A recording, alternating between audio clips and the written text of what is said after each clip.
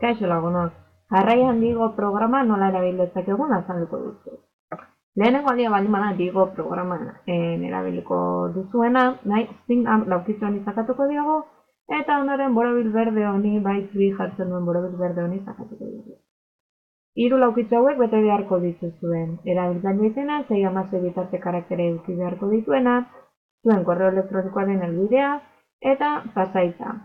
Behin datu hauek beteta, create account laukitxo urdin honi izaka, eta zuzenean Digo kontu bat sortuko duzu.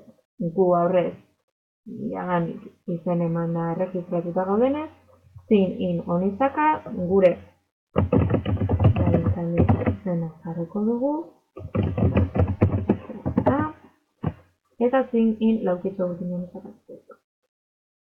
Zuzen duzuen bezala, jara Digo kontuan gauden, bai? Azteko, ikusten duzuen moduan, eskutxoa, artikuluaren izenburuan jartu baldin badugu, honako aukerak azaltzen zaizkigu, bai? Berau esaterako edit, bai? Ezatuko dugu, eta honek aukera ematen digu, esaterako, artikulua pribatu moduan edukitzetik, pribatutasun hori kendu, eta publiko moduan, besteek ere irakurtzeko moduan, gordeta, bai? Kasu horretan, ziztakako genuke, eta aldaketak berak egingo dituzte, bai?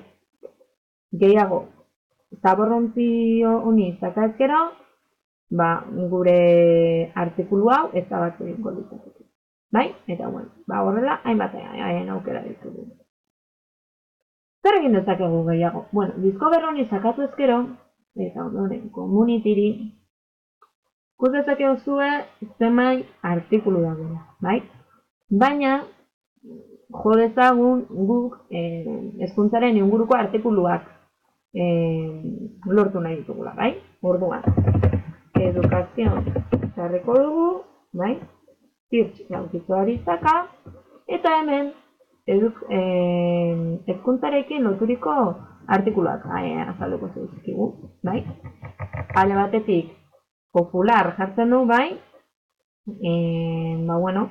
Popularrenak diren, edo gehien irakurri diren, artikuluak ditugu, eta bestean berriz, recent honetan, berrienak, bai?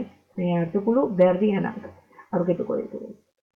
Honezkan ikusten duzu hemen zenbakitxo batzu daudela, zer esan nahi dute zenbakitxo hauek? Zenbaki hauek adierazten dute artikulu bakoitza zenbat pertsonek irakurri duten.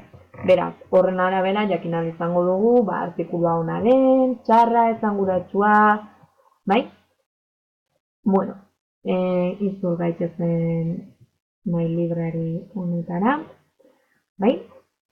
Bueno, taldeka lan egiteko ere aukera eskaintzen du Digo programak, bai? Horretarako My Groups honi zakatuko diogu, bai? Hemen ikusten duzue, nik jada talde bat dudala, bai? Zer egin beharko genuke, talde berri bat sortu nahiko bagene, bai?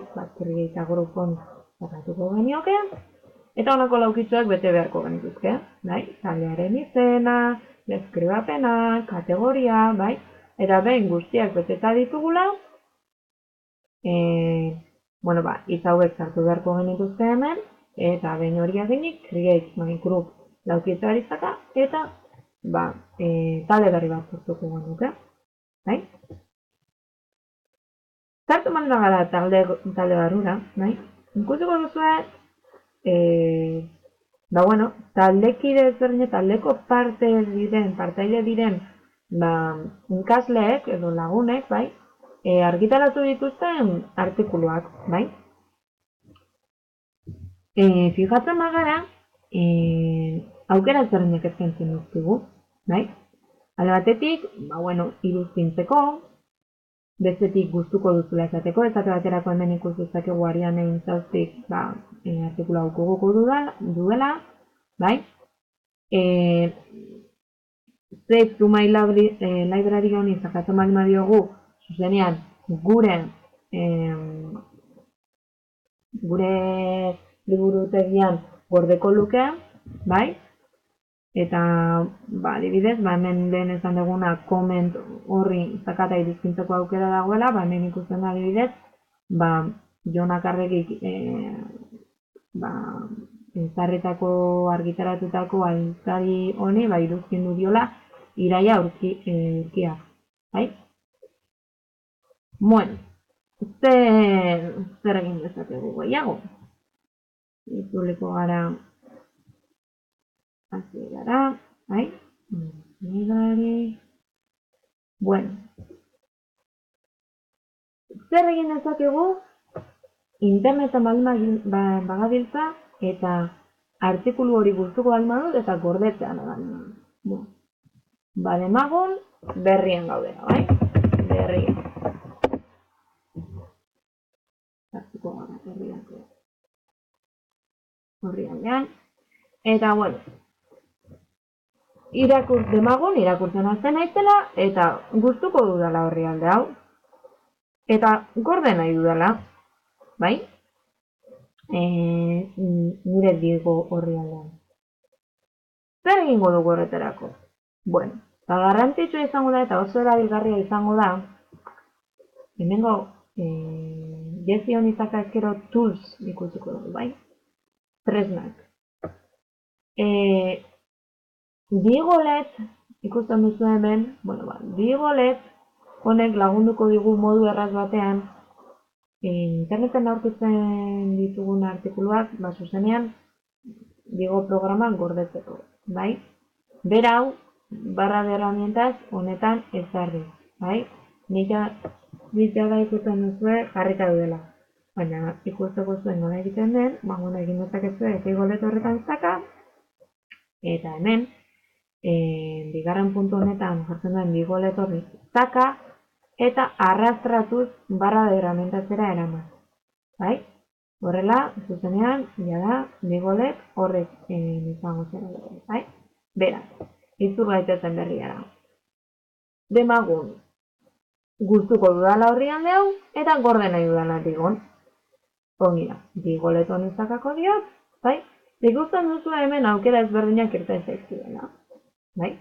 Bookmark honizakatzen baldin badiot, zuzenean, berak laukitzo honetan, helbidea gordetzen dit, titulua, nahi izan ezkero aldatzeko aukera ematen du, bai? Eta gero aukera ezberdinak ematen ditu baita ere, bai? Pribatu moduan nik soilik irakurtzeko aukera moduan, geroago irakurtzeko moduan gorde dezaket, bai? Eta gero etiketen bidez ere zailka dezakegu, bai? Hemen azpian, jada, berak, programak berak, aholkatzen dizkigu zein etiketa jarri, bai? Berria egunkari bat denez, egunkaria, edo berria, bai? Euskaraz, bai? Guk horietatik nahi ditugunak hautatuko ditugu, edo besteren bat nahi badugu, besteren bat idatzeko dugu. Ondoren, xertua grup honetan, beste aukera bat dugu. Zakatu maiogu ikusiko dugu groups azaltzen dela, bai? Eta bertan, aukeratu ahal izango dugu gure taldearekin partekatu, ala ez. Bai? Kasu honetan ez dut partekatuko. Eta save bookmark honi zakatu ezkero, gure Digon, gure zean, librari honetara junezkero, hemen. Bai?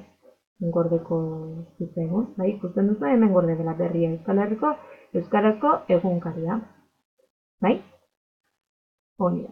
Zer aukera ematen du gehiago? Alde batetik, azpimarratzeko aukera, bai? Horretzaz klik egin ezkero, ikusten duzu,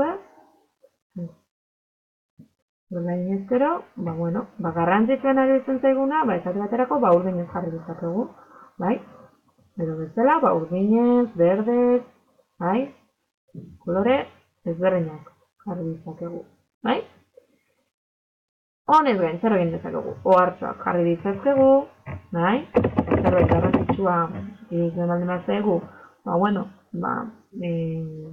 Ohartxoa jarriko dugu, post sakatu, eta ikusten duzue berak hemen gorde duela, mugitu dezakegu nahi dugun tokira. Baita ere gorde dezakegu, saka dezakegu honi eta honen bitartez geroago irakurri ahal izateko aukera emango digu, bai? Eta bertain da. Bueno. Zer gehiago? Nik uste, hau izan dela garrantzitsuena, bai? Digo nola erabil dezakegun. Gero edit honi sakatu ezkero ikusten duzue, lehen pribatua baldin bagenuen, pribatutasun hori kentzeko aukera dugula, bai? Hemen sartzen baldin bagara gure aldizkarian lehenoko tokira ikusten duzuen nola iritsi garen, bai? Eta etiketak ikusten duzue, hemen gordeta ditugula, bai? Eta hezkuntza etiketan adibidez ikusten duzue 24 artikulu ditugula, bai? Sakatzen badiogu, hemen azalduko zaizkigu artikulu guztiak, bai? Hori, hemen izango zen azpimarratu nuen zerbait, hemen ohartxoak azaltzen dira, aurrez aipatu dizkizudan ohartxoak, bai? Gutxi gora bera, hau da, egin dezakeguna Digon. Espero dut, zuentzako erabilgarria izatea, eta gustuko izana. Horren arte!